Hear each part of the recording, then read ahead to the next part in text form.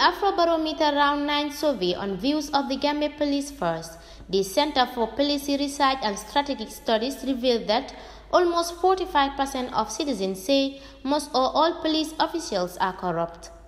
Afrobarometer is a pan-African, non-partisan, non-profit survey research network that provides reliable data on Africans' experience and evaluation of democracy, governance, and quality of life.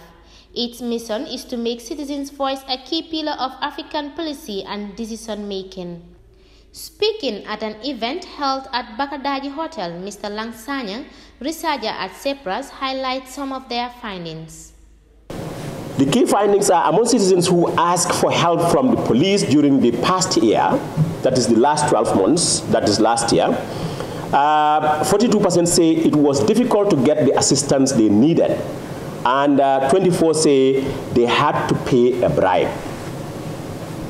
And among those who encountered the police in other situations, 19% say they had to pay a bribe to avoid a problem. These are the key findings from this particular area where we are looking at citizens' encounter with the police. The survey on government performance on reducing crimes revealed that almost 73% of citizens gave a negative assessment of government's performance on reducing crime, which is an increase of 31 percentage points since 2018.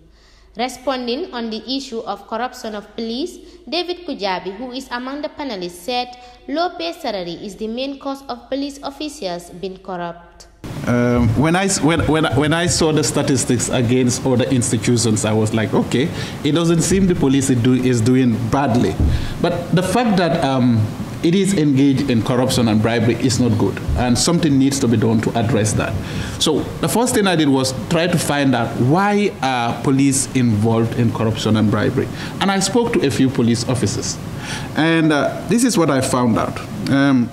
One, from the government integrated pay scheme, even after the 30% increment, a first-class constable, a constable who has just completed training, receives at grade 1 receives $1,613 a month, and that amounts to $19,348 per annum. Okay.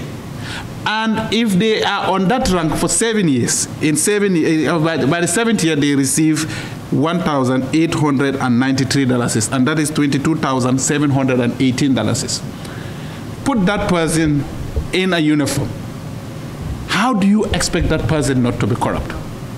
An assistant superintendent of police at grade 8 receives per month $6,704, and then put that together within the year, it's $80,449. Come on, let us be realistic.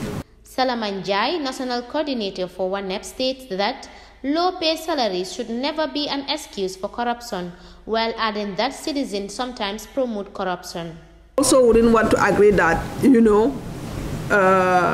because of the poor salaries, they should be engaged in some of this on scrupulous. I am not in any way endorsing it. Yeah, you've highlighted it. Yes, it's true, and it's something definitely that is not right, because paying there are certain salaries being paid to people is just even violating the human right of that individual. It's not done, but still it's not a justification for them to do whatever they do, because they can either accept or leave. But for us here, what we are advocating for is a total overhaul. There should be a reform, especially when it comes to our security. And looking at it also in another way, it seems that some of us as citizens do encourage these corruptions. For instance, I might be in a haste rushing to somewhere, and in the process I commit an offense. Just to avoid being delayed, I would rather want to, bribe the police to allow me to leave. In one way or the other, we also encourage that. Asked how the police deal with sexual and gender-based violence, Habibu Sanyang, a police commissioner, narrates the challenges they face when dealing with such issues.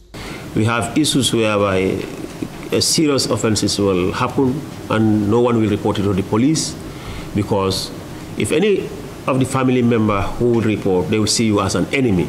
Sometimes just neighbors will take it upon themselves to request for anonymity purposes and report the matter to the police. But the family members within, they will never report such matters to the police. And sometimes, I mean, even death do happen, where the husband will beat the wife to death, and they will never report it. But we will hear from rumors, then do the investigation, and even that, when you come to realize that, you go and trace it, even to get witnesses who will come to confirm, yes, this happened. So we'll either deal with circumstantial evidence, if we have that strong circumstantial evidence that can lead to the conviction of that accused person. This survey, which is conducted in many parts of Africa, is meant to know the perception of people in African countries in terms of several issues ranging from governance, economic advance, development, police, etc. Reporting for N24 TV, I am Fatou B. Kamara.